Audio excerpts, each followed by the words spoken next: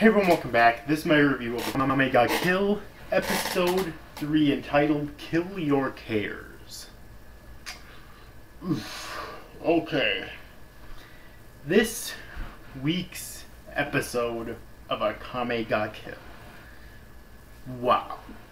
Okay, first off, there's really two major parts of this episode that I really think need to be mentioned. First off, there was Tatsumi's and Mine's, shopping venture. I have no idea what that was supposed to be for. I mean, I know that their leader, which I still can't remember her name, it's a really weird fucking name, said that the whole reason for her sending Tatsumi to wake up Mine was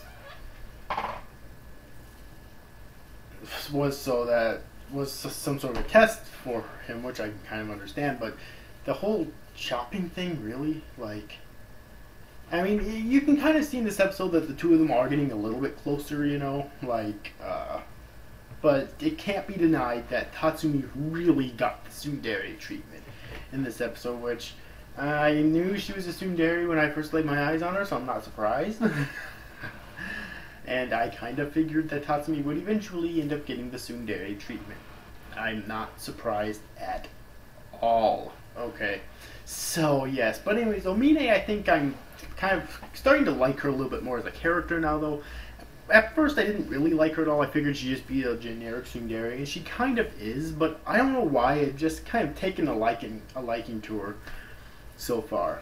Okay, so yeah, so that was the first part. Then the second part was Tatsumi and Mine still being teamed up together with some other Night Raid members as they go and take down, I forget what his name is and I forget which position he's in, but he's basically one of these corrupt politicians again.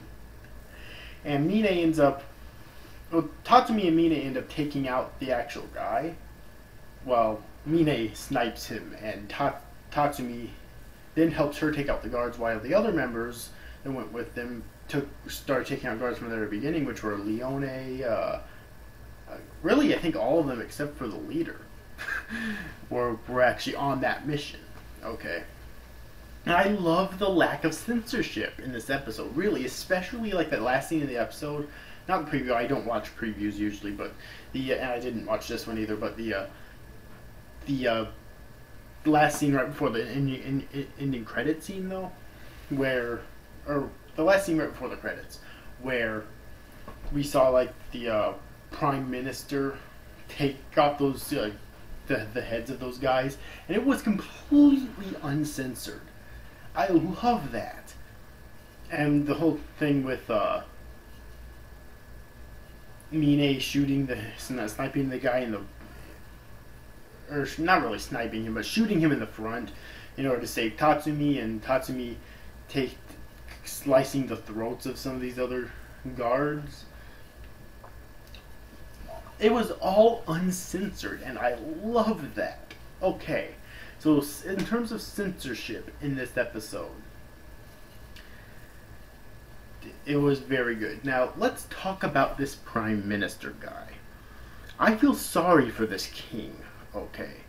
Because this king is clearly being manipulated by the Prime Minister. Now, of course, this has been stated before, but we didn't really get any visual proof of it until this episode. But when you see him, convincing the king to send this one guy to his death for speaking out against him and stuff, and lying to him and whatnot, and you hear this guy screaming up to him, trying to convince him that the Prime Minister's lying to him, okay? But the king just doesn't believe it because he's being manipulated by this fucking Prime Minister.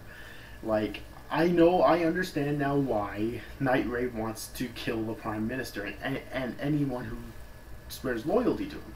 I kind of am hoping that they do spare the king, though, because the king, as far as I can tell right now, the king is a victim in all of this. I mean, let's be honest now.